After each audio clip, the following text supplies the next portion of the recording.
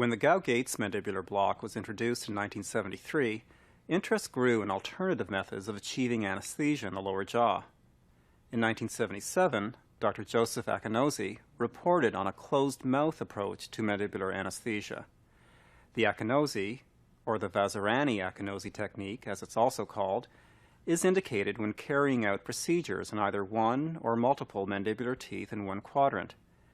It's also indicated for procedures on the lingual soft tissue or the buccal soft tissue anterior to the first molar.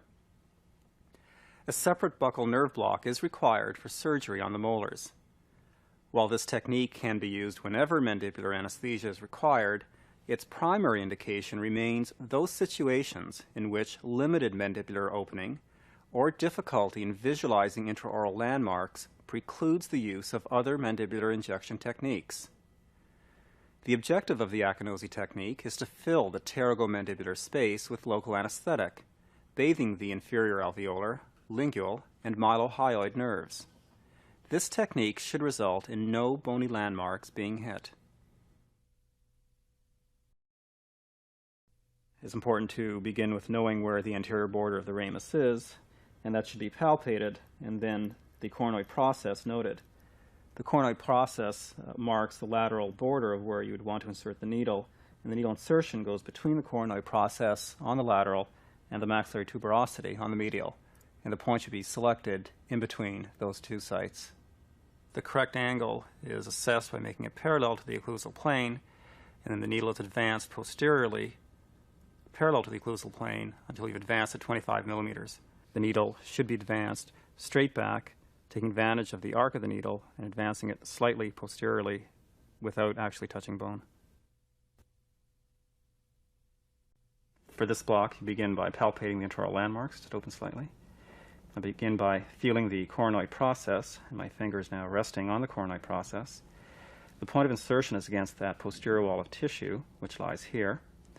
The height of insertion is shown by the mucogingival junction of the maxillary gingiva, and this height is determined here. You draw the line back towards that posterior wall.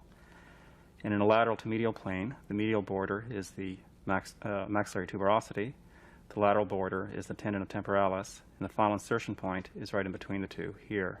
So this represents the final insertion point for the Akinosi closed mouth technique. To bend a needle, what you need to do initially is to loosen the cap, and then using the cap in a sterile manner, give it one bend and one bend only, removing the cap to determine the final degree of bend. And with the jaw closed, the teeth are together, the syringe inserts into the insertion point against the posterior mucosa. Once it's advanced in, the angle is corrected. The needle is advanced back posteriorly, 25 millimeters. The syringe should be at the level of the mucogingival junction of the maxillary molar, parallel to the maxillary occlusal plane, and as close to the maxillary mucosa as possible without touching it. The syringe is advanced posteriorly, with the bend in the needle drawing the needle tip closer to the ramus in an arc-like fashion. The greater the degree of bend, the greater the arc. No hard tissue should be contacted, but if you hit bone, it often occurs early on and is due to the coronoid process. This may occur if the insertion point was too far lateral and may be corrected by withdrawing the needle slightly and redirecting it around the obstruction. No pain should be felt during needle insertion.